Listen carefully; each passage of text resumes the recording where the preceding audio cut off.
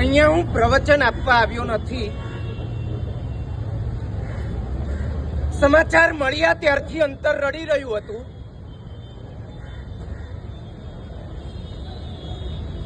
બે દિવસ સુધી સમાચાર લેતા લેતા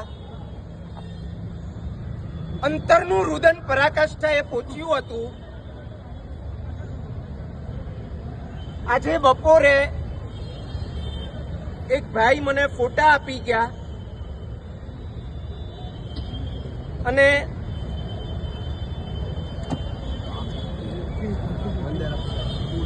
રડ્યા વગર રહી ન શકાયું. તમને બધાને મારું કહેવું છે,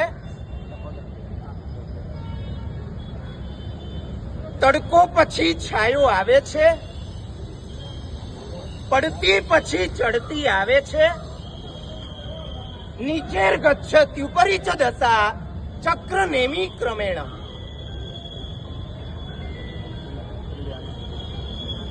હૃદયથી મારી તમને બધાને વિનંતી છે, હિંમત હારશો નહીં, આશા છોડશો નહીં, નબળો વિચાર એક પણ જણ કરે નહીં. રડવાનું કદાચ ઘણું થઈ ચૂક્યું,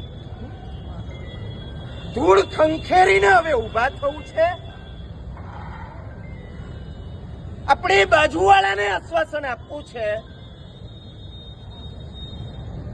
ઘટનાઓ ઘટના નથી હોતી, જીવનની કિતાબના પાના હોય છે. આપણે માત્ર પાના ફેરવી રહ્યા છીએ. પાના ઉપર જે છે આવી રહ્યું છે, એક પણ પાનું શાશ્વત નથી, એક પણ પાનું કાયમી નથી. અમારા પ્રયાસો ચાલુ છે. અનેકાનેક ગચ્છાધિપતિ ગુરુદેવો, અનેકાનેક આચાર્ય ભગવંતો એમના અંતરની આરજુઓ બોલે છે, જલ્દીમાં જલ્દી એકો એક પરિવાર બેઠા થઈ જાય. અત્યારે જેમની આજ્ઞાને આશીષ લઈને આવ્યો પૂજ્ય કુલચંદ્ર સુરીશ્વરજી મહારાજા સઘન પ્રયાસો સમાજને પ્રેરણા કરીને બધાને બેઠા કરવાના કરી રહ્યા છે. સરકારને આજ સુધીમાં 2 થી 3 પત્રો હું લખી ચૂક્યો છું, આચાર્ય ભગવાન લખી ચૂક્યા છે. પહેલી વાત મારે પીડિતોને કરવી છે, હિંમત રાખો, બધું સારું થશે. બીજી વાત મારે બધા જ સમાજોને કરવી છે,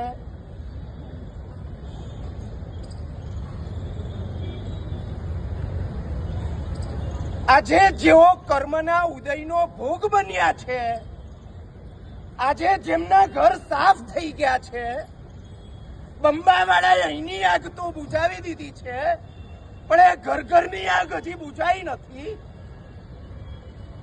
મારે તમને કેવું છે, આજે બપોરે મહાત્મા સાથે હું બેઠો તો, દીક્ષાના 25 વર્ષ એમને પૂરા થઈ રહ્યા છે. 5 દિવસનો ઉમરા સંઘની અંદર મહોત્સવ ચાલુ થઈ રહ્યો છે. 25 વર્ષ પહેલા સુરતે ઉજવેલી ઐતિહાસિક 28 દીક્ષાઓ એને 25 વર્ષ 5 દિવસ પછી પૂરા થઈ રહ્યા છે. મહાત્મા સાથે હું બેઠો હતો અને મહાત્માએ કહી દીધું, એમાં રાખેલી પ્રભાવના મારે ભોગ બનેલ પરિવારોને અપાવી દેવી છે. એમાં રાખેલી નૌકારસી, એમાં રાખેલ જમણ, અમારે આવા મહોત્સવ નથી ઉજવવા. પ્રવચનો ભલે થાય, ભગવાનની ભક્તિ ભલે થાય, જમણવારના પ્રભાવના અમારે કરવા નથી. આજે જ્યાં જ્યાં અંજન કલાકા પ્રતિષ્ઠા મહોત્સવ છે, આજે જ્યાં જ્યાં મેરેજના ફંક્શન થઈ રહ્યા છે, આજે જેમની મેરેજની એનિવર્સરી ઉજવવા જઈ રહી છે, આજે જેમની બર્થડે પાર્ટી થવા જઈ રહી છે, આજે જો ફોરેન પિકનિકનો પ્લાન બનાવી રહ્યા છે, આજે જો ઓડી ગાડી કે BMW ગાડી જલ્દીમાં જલ્દી લેવી છે, મર્સિડીઝ લેવી છે, મારે એમને કેવું છે,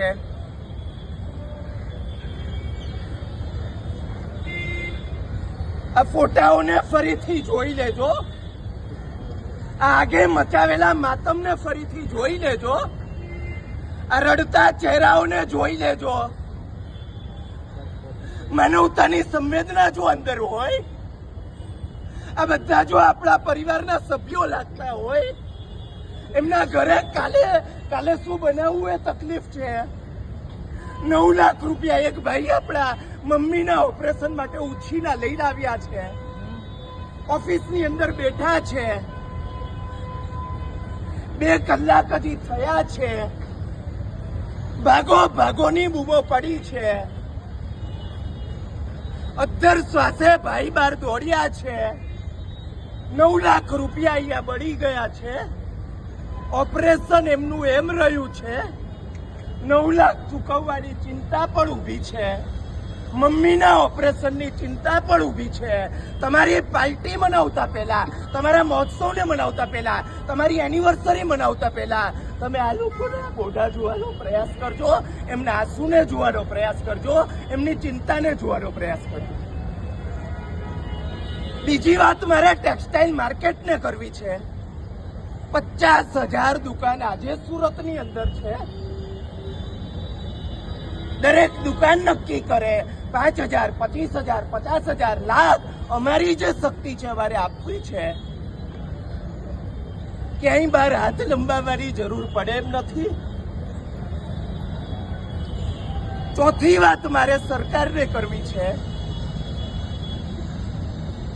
જે લોકો નિયમિત ટેક્સ ભરે છે, જે લોકો નિયમિત જીએસટી ભરે છે, જેઓ તમારા પ્રજાજન છે, જેઓ તમારા સંતાન છે. એકવાર શિક્ષણ મંત્રીને મળવાનું થયું હતું. મને શિક્ષણ મંત્રીએ કહ્યું